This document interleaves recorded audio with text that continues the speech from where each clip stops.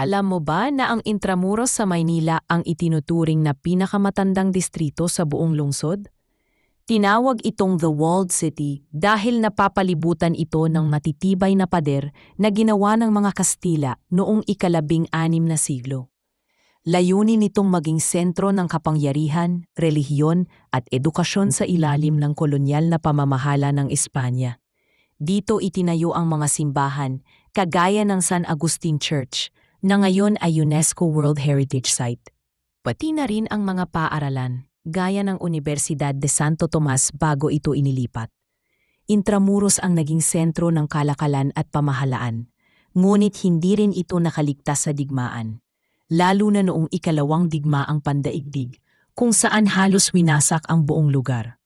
Ngayon, ang Intramuros ay hindi lamang alaala ng nakaraan, kundi simbolo rin ng tibay at katatagan ng mga Pilipino.